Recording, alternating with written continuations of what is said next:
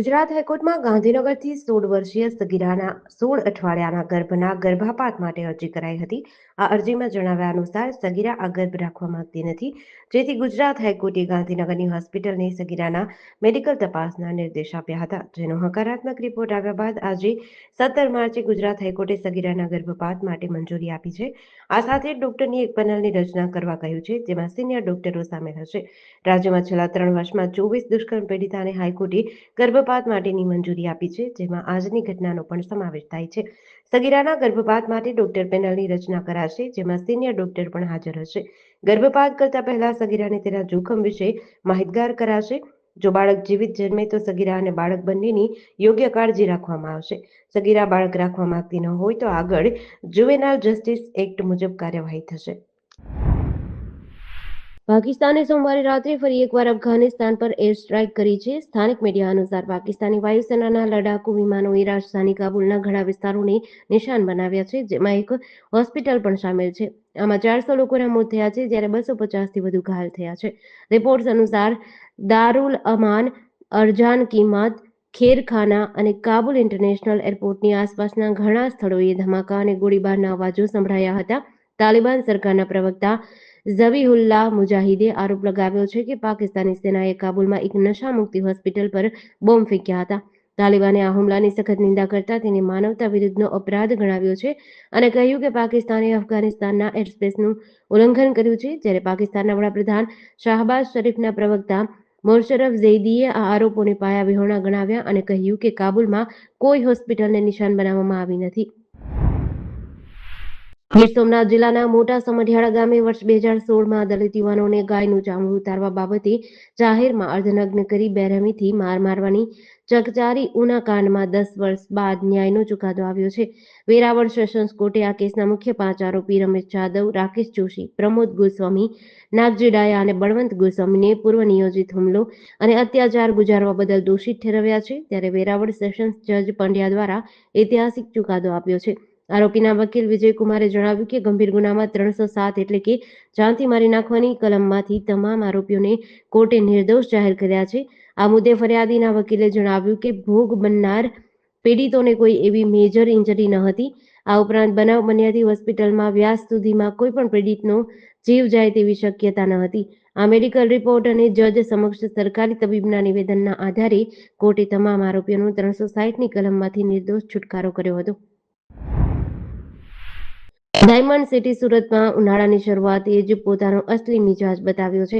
હાલમાં પડી રહેલી ભીષણ ગરમી અને હીટવેવની ગંભીરતાને ધ્યાનમાં રાખીને સુરત શિક્ષણ વિભાગ અને મહાનગરપાલિકા દ્વારા વિદ્યાર્થીઓના સ્વાસ્થ્યના હિતમાં મહત્વપૂર્ણ નિર્ણય લેવાયો છે।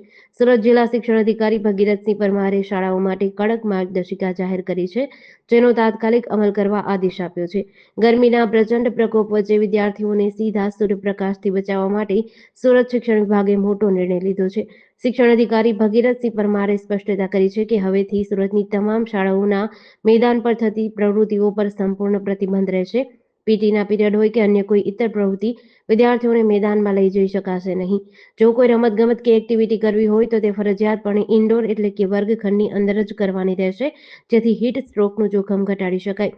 ગરમીમાં પરસેવા અને અકળામણના કારણે વિદ્યાર્થીઓ બીમાર ન પડે તે માટે શાળાઓને યુનિફોર્મ બાબતે ફ્લેક્સિબલ અભિગમ અપનાવવા જણાવ્યું છે। અમદાવાદ શહેરના રાણીપ વિસ્તારમાં 17 વર્ષના સગીરે ગળાફાંસો ખાઈ આપઘાત કર્યો છે। સગીરના મોત બાદ બેડ નીચેથી 3 પાનાની અંગ્રેજીમાં લખેલી સુસાઇડ નોટ મળી હતી, જેમાં તેના પિતા, દાદા-દાદી અને ફોઈ ત્રાસ આપતા હોય, જેના કારણે કંટાળીને આપઘાત કર્યો હોવાનો ઉલ્લેખ કર્યો છે। રાણીપ પોલીસે સમગ્ર મામલે ચારેય સામે ગુનો નોંધી તપાસ શરૂ કરી છે। રાણીપમાં રહેતી પરિણીતાએ ફરિયાદ નોંધાવી છે કે તેમને સંતાનમાં 17 વર્ષનો દીકરો અને 5 વર્ષની દીકરી છે। તેમનો 17 વર્ષનો દીકરો ધોરણ 11 સાયન્સમાં અભ્યાસ કરતો હતો।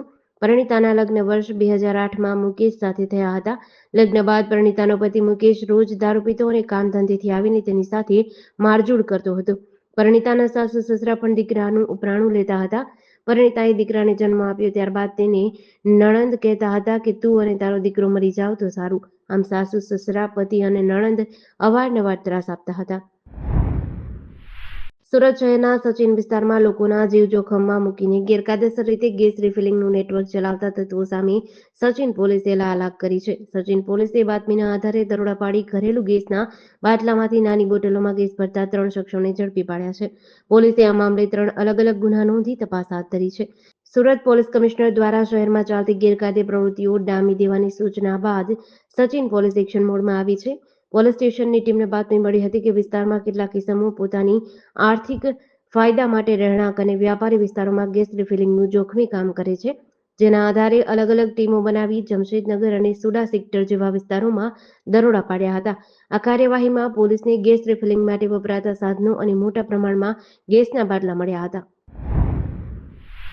હરિયાણાથી અમદાવાદના ગ્રામ્ય વિસ્તારમાં લઈ જવાતો 1 કરોડ રૂપિયાનો વિદેશી દારૂ અમદાવાદ પોલીસ કમિશનરની પીસીબી સ્કોડ દ્વારા નરોડા વિસ્તારમાં આવેલા સૂતર કારખાના બ્રિજ પાસેથી પકડી પાડવામાં આવ્યો છે. પોલીસે ડ્રાઈવરની ધરપકડ કરી 1,28,00,000નો મુદ્દામાલ જપ્ત કર્યો છે. સાયકલની ખોટી બિલ્ટી બનાવી હરિયાણાના હિસારથી દારૂ ગુજરાત લવાતો હતો. આખું કન્ટેનર ભરેલો 1 કરોડનો દારૂ ગુજરાતમાં લાવવામાં આવ્યો હતો, જે અમદાવાદ ગ્રામ્યના અસલાલી તરફ જતો હતો. પીસીબી દ્વારા દારૂનો જથ્થો ઝડપી આરોપી ડ્રાઈવરની ધરપકડ બાદ વધુ તપાસ હાથ ધરી છે. કન્ટેનરને ખોલીને તપાસ કરતા તેમાં મોટા પ્રમાણમાં વિદેશી દારૂઓની પેટીઓના બોક્સ ભરેલા મળી આવ્યા હતા. ગુજરાતમાં દારૂબંધીના કડક અમલ વચ્ચે જામનગર એલસીબી ટીમે જામનગર-રાજકોટ હાઈવે પર એક મોટી સફળતા મેળવી છે. જામનગર-રાજકોટ ધોરીમાર્ગ પર આવેલા એક પેટ્રોલ પંપ પાસેથી પોલીસે બિનવારસી હાલતમાં પડેલી કારમાંથી બિયરના ટીનનો મોટો જથ્થો જપ્ત કર્યો છે.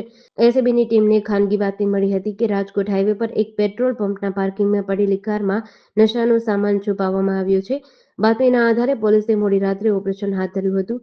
દરોડા દરમિયાન સ્થળ પરથી 744 નંગ બિયરના ટીન અને સિલ્વર કલરની હ્યુન્ડાઈ વેરના કાર મળી આવી હતી. જ્યારે પોલીસે દરોડો પાડ્યો ત્યારે કાર પાસે કોઈ હાજર નહોતું, એટલે કે કાર રેડી મૂકવામાં આવી હતી. હાલમાં પોલીસ દ્વારા વાહનના રજીસ્ટ્રેશન નંબર અને આસપાસના સીસીટીવી ફૂટેજના આધારે તપાસ હાથ ધરી છે.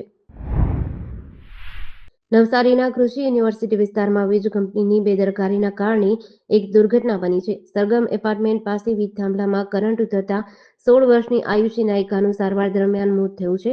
સ્થાનિકો દ્વારા અગાઉ કરાયેલી રજૂઆતો છતાં તંત્રએ ધ્યાન ન આપ્યાનો આક્ષેપ છે. પ્રાપ્ત માહિતી અનુસાર દીપકભાઈ નાયકાની 16 વર્ષની પુત્રી આયુષી રાત્રે એક દુકાને નાસ્તો લેવા ગઈ હતી. સરગમ એપાર્ટમેન્ટ પાસેથી પસાર થતી વખતે રસ્તામાં આવેલા વીજ થાંભલામાં અચાનક કરંટ ઉતર્યો હતો, જેના સંપર્કમાં આવતા આયુષી ઘટના સ્થળે ઢળી પડી હતી. આસપાસના લોકો દોડી આવ્યા હતા અને 108ને જાણ કરી હતી. આયુષીને ગંભીર હાલતમાં સિવિલ હોસ્પિટલે ખસેડાઈ હતી, જ્યાં મોડી રાત્રે ટૂંકી સારવાર બાદ તેનું અવસાન થયું હતું. મૃતદેહને પીએમ માટે સિવિલ હોસ્પિટલના પીએમ રૂમમાં રાખવામાં આવ્યો છે. જામનગરમાં 3 મહિના પહેલા હિરજી મિસ્ત્રી રોડ પર આવેલા એક બ્રાસ પાર્ટના કારખાનામાંથી ₹11,70,000ના માલસામાનની ચોરીનો ભેદ ઉકેલાઈ ગયો છે. સીટીસી ડિવિઝન પોલીસે 2 તસ્કરોને ઝડપી પાડ્યા છે અને તેમની પાસેથી ₹4.5 લાખની કિંમતનો ચોરાવ મુદ્દામાલ તેમજ 2 મોટરસાયકલ કબજે કર્યા છે. આ ગુનામાં સંડોવાયેલા અન્ય એક આરોપીની શોધખોળ ચાલુ છે. આ ચોરી આજથી 3 મહિના પહેલા હિરજી મિસ્ત્રી રોડ પર પ્રણામ સ્કૂલની વાડી સામે આવેલી શ્રી શ્યામ મેટલ નામની બ્રાસ પોર્ટની ભઠ્ઠીમાં કરવામાં આવી હતી. તસ્કરો ₹11,70,000ની કિંમતનો આશરે 7,800 કિલો પિત્તળનો છોલ ચોરી ગયા હતા, જે અંગે સીટીસી ડિવિઝન પોલીસ મથકમાં ફરિયાદ નોંધાઈ હતી.